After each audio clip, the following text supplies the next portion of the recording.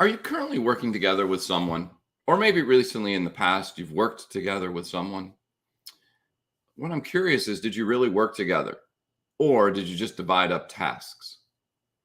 We'll talk about working together, what it is, and more on this episode of today's Antidote. Stay tuned for today's Antidote, brought to you by the Renegade Success Network. Today's Antidote features a healthy dose of thought-provoking insights and information for business owners, entrepreneurs, leaders, and nonprofit professionals. Each day since March of 2020, this program has offered that one thing to help you continue on your own unique pathway to success. And now, Renegades, we bring you Bob Graham and Tom Brush. Hey, Tom. Good morning. Good morning, Bob. How are you today? I'm okay, except my lighting's really bad. I don't know what's going on. Frank says good morning as well. So Frank in his unique way. Yeah, but I want to critique Frank. Yesterday, I noticed he had the same number of characters for your name as my name. Today, he's off by about 3. Did you count them up, or you're just eyeballing them and making that assumption? I'm eyeballing them, and I'm just critiquing, because I know Frank's a perfectionist, and he puts a lot of effort into that, and I just wanted to make sure he recognized that I see what he's doing there. I see the effort. Fair enough. Maybe he's just being a renegade today, and he's doing it a little bit different. That could be. We run that risk, right? He could be. Yeah, it's a possibility. So good morning, everyone, and welcome to today's Antidote, our daily broadcast and podcast. Each day, Bob and I have a conversation around a topic of the week. And as we go through that topic, we value your feedback, thoughts, and ideas because we know it'll add impact to the show and benefit to others. So please feel free to share them in the comments wherever you happen to be watching this, whether you are on Facebook, YouTube, Instagram, Twitter, or LinkedIn Live. LinkedIn Live. Yes, indeed. LinkedIn Live. We love your comments, and we will respond to them as well because we know that it helps us shape the show. And at the end of our conversation, Bob and I will each offer our one thing, our today's antidote, that we hope will help you today or maybe somewhere down the road take your next step along your own unique pathway to success. So please feel free to share those in the comments as well. And before we get to our topic of today, which this week's topic is working together, today we'll discuss what it is. Yesterday we talked about challenges. And if you're a close follower of the show or even a moderate follower of the show, you may wonder why we did challenges first. Usually challenges or things that are difficult about the topic come up on Thursday. And last week, Bob and I talked a little bit about that during the show and said, wonder what it'd be like if we started with the challenges. And so this week, we're giving it a try. We'll see how it goes. At the end of the week, we'll say what went well, what didn't go as planned, and what might we do differently. And then we'll move forward. So to kick us off today, Bob, what are you celebrating this morning? So as you know, Tom, and most people don't, there's a lot of personal stuff going on in my life. And I took a big step yesterday in my personal life in resolving some of that chaos. So I am proud of myself, celebrating myself for doing something that for a long time I didn't think I could do. So congratulations. Thank you. I appreciate that. That is a good celebration. It's hard. The steps that we take in our lives are difficult. And so taking the time out to celebrate them is what it is all about, and a way for us to figure out how to keep moving forward, even those small steps in between as we try to reach our ultimate goal. just throwing it out there. Tom said the same thing to me before the program about something as well. So yes, I did. There's an echo going on here today. Yeah, sometimes it's one of those things. Didn't we learn in school that the more you I think it was in school, the more you wrote your words of the week, the more you ingrain them into your head. So I just am keeping. I think the more it filled time. That's possible. Really was good on our cursive. Yes, there you go. So what are you celebrating?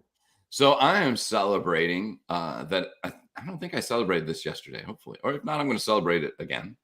I've got a number of things coming up this week that I'm excited about. One is tomorrow I get to do a presentation with nonprofits on fundraising. So I'm excited about that. Thursday, I get to meet with a volunteer group And I just there to add support and any thoughts and insights about some progress that an organization is making. And then on Thursday night, I get to facilitate a board meeting. Again, another opportunity to help others figure out how they can be more effective as a board, um, and help an organization move forward. So 3 fun things that I really enjoy doing, and I'm excited to be a part of it. And Nice. yesterday, I had a great conversation with someone that I had connected with. They watched. They were participant in a presentation that I did. We Okay. connected afterwards, and then recently, out of the blue, they kind of reached out and just wanted to talk about some things and connect a little bit more. And it was a great conversation. So Nice. that's what I'm selling. Nice. I love it. That's awesome. Yeah. Congratulations. Thank you. Good All luck right. with all that this week. Yes. Yeah. And as Bob knows, I still have work to do on each of those projects. Fairly typical for me. Yes. Tom's not a get it done early guy. No, I'm just a get it done person. All right, everyone. So let's dive into our conversation today about working together. And we'll talk about what it is. It's interesting because Bob wrote out the topics for this week, and he wrote what it really is. One, I thought I wasn't sure it was going to fit on our screen at the beginning. And 2, I was like, I'm not sure that we have the definitive answer on what it really is. So let's just go with what it is. Okay. On what's real for us. I like that. Yeah, that's good. That's good. You want to go first? Or you want me to? No, go ahead. Okay. I think working together or collaboration, to use the big word, the 50-cent word, I know. Look at you, Mr. 50-cent word guy. That's it. That's it. So better than being 50 Cent, right? Although Probably, yes. He's got a little more money than me. Fair. A little more of a reputation than me. And he would make this program a lot more fun. Let's just face facts. It would make it different. With 50 Cent and Tom Brush, I think that would be wild. It would be interesting. It would be interesting. So moving to our topic, when we talk about working together, I think often what we think about is giving up of ourselves. I'm giving up these qualities in myself to be part of this team, and they're going to put me where they want to put me, and they're going to make me do what they make me want to do. I think what I've come to realize over the last probably 10, 15 years is that teams work well when people are positioned at their strengths, and that the best teams have someone who can do each thing really well, or people that can do facets of something and work together to get it accomplished. And I saw this in a job years ago where I had some strengths. They were not being maximized. We had a new team leader come in, and he shifted everything around. Like, it was chaotic for about a week. But the next week, I realized that I wasn't doing all the things I wasn't good at. I was doing the things I was really good at, and other people were doing the things they were good at. And you saw an enthusiasm with people coming to work. You saw all of a sudden we went from missing every deadline to beating every deadline and doing our best work. And it was because we finally got positioned so that everyone was playing to their strengths. And my strengths were not managing details. My strengths were vision. My strengths were words. My strengths were outreach. My strengths were troubleshooting. And I was doing a lot of detail stuff up to that point. And it was not soul satisfying. It was not fun. I would look for excuses to get out of doing it. And once I got positioned to do the things I did really well, I soared. I mean, I was a different person. It was so much fun to go to work. And I think it's really with teams and with working together, you have to look at what people's strengths are. You and I have found it. We each have strengths in doing this. There are times where it's like, hey, I'll do this, you do this, you do the graphics. I don't want to do the graphics. Could I do the graphics? Probably. Would they be last minute? And would I miss about 3 out of 5 days? Absolutely.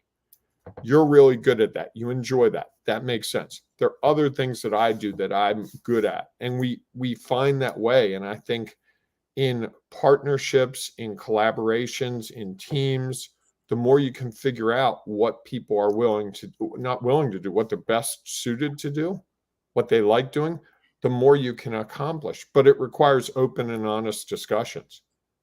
At this team I was talking about earlier, the new leader came in and said, so tell me this, you do these 15 things in your job.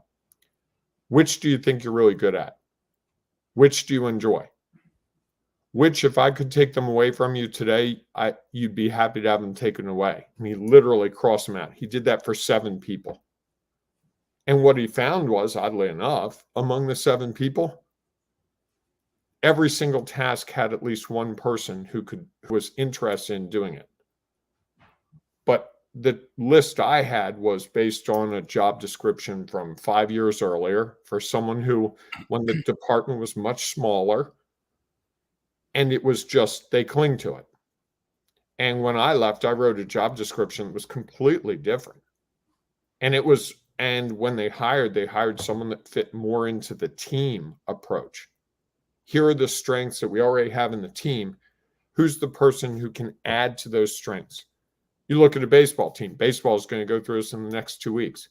It's going to be the trade deadline. So teams are trying to figure out, do you have enough pitching? Do you have enough hitting? Do you have enough defense?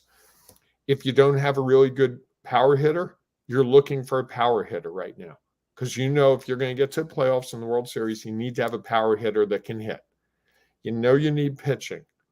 And I don't think we do that in our teams as much as we could. We're not as strategic and say, I need someone who's really good at writing. I need someone who's really good at outreach to nonprofit organizations in our community. We need someone who has great graphic design skills. We need someone who understands the nuances of Instagram. Those types of things. We just don't do. We tend to just generalize people. Well, this person knows social media. They've worked on social media before. What do you think? Well, you're going to go in a different direction. I am. I like it. Because I guess here's my thought. All of that stuff that you talked about was, as I was processing, it was ultimately about the individual. And I'm curious in that regard, when all you do is you say, okay, where are your strengths, and go do your strengths? Are you really working together, or are you a group of people who are going out and doing their separate skill set and doing it by themselves? So my thinking is that, and I think one of the challenges with that, when you go, okay, Bob, these are your skill sets that you're really good at, just go do them. It's almost to me like you become too close to it, right?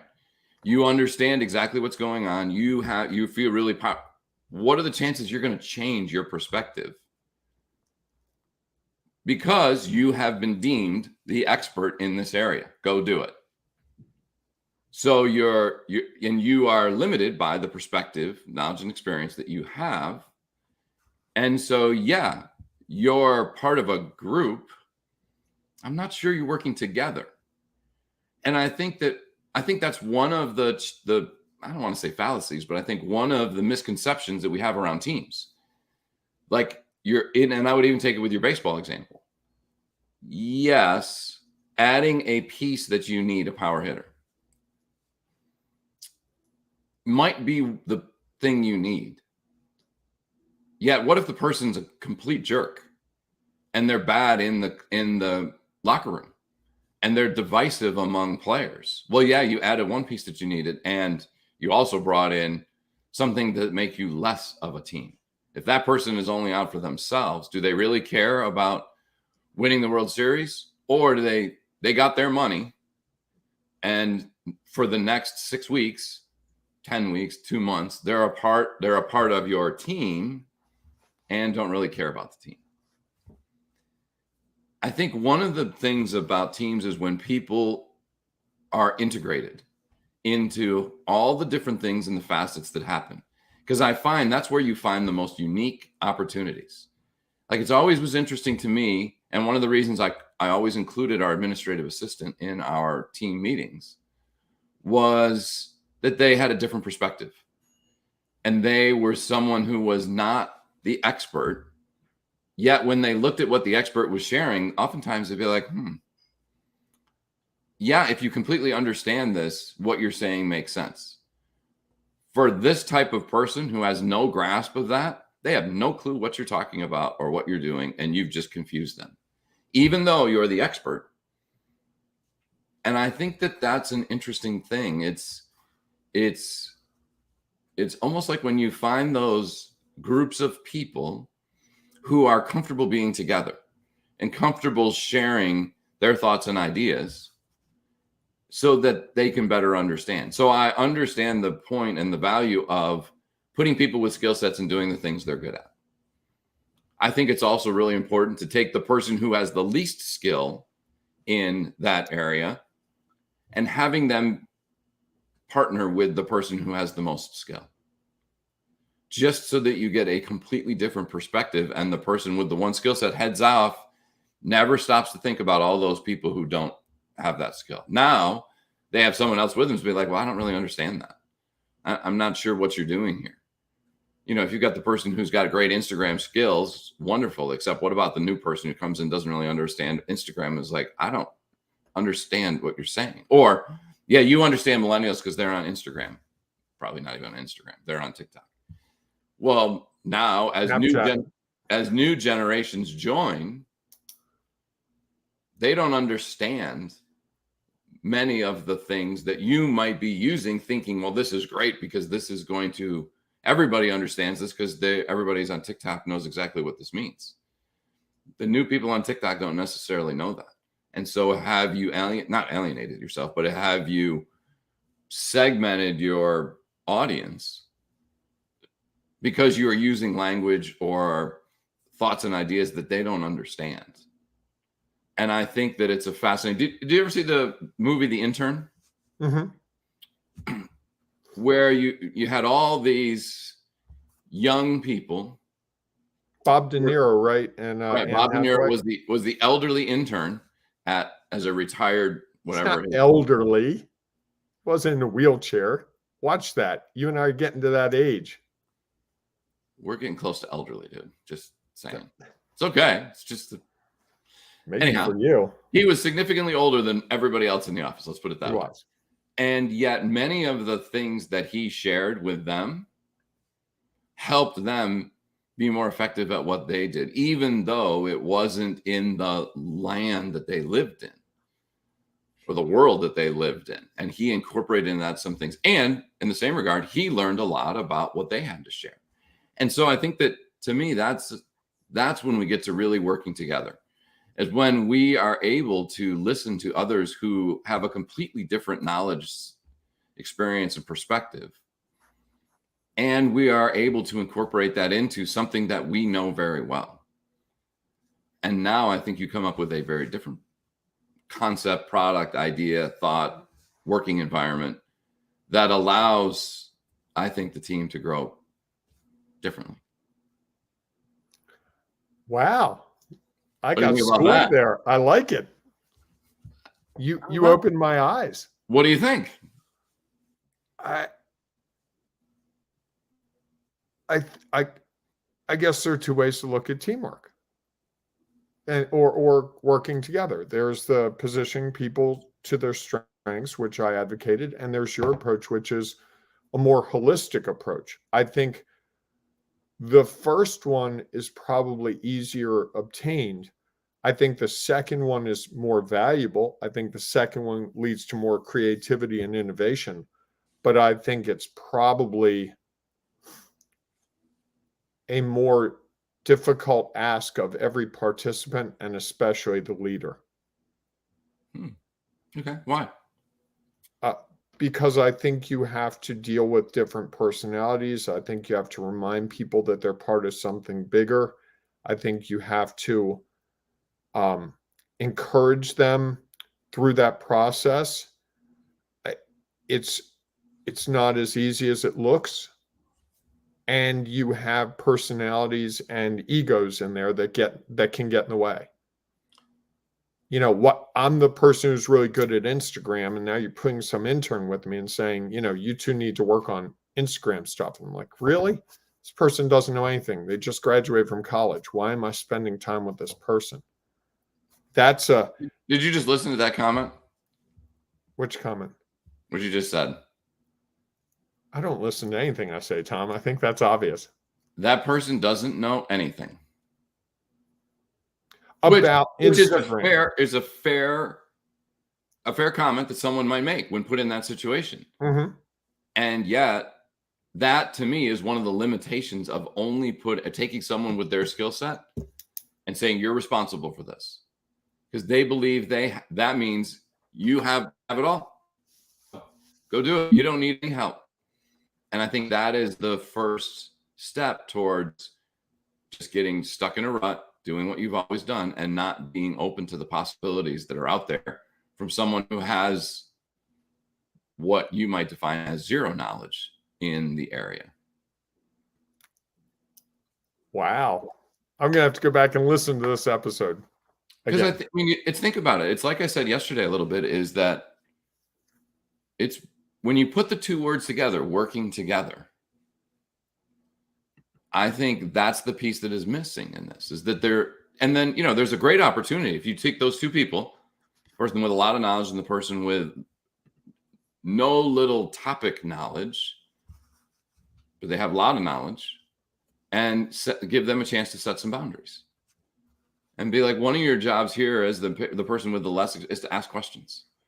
And one of your jobs as the person who's the expert, the quote unquote expert, is to listen and not just say, well, you don't know what you're talking about. How often do you hear that? Well, somebody comes to you with an idea and like, well, you don't really understand the situation. Okay, well, you've just closed yourself off to truly working together. You just want to work alone and want to be left alone to do what you believe is, again, right, not what's real for you, knowing that what's real for others is different. Okay. I'm processing. I will. Okay. That's fair. I will admit to that much.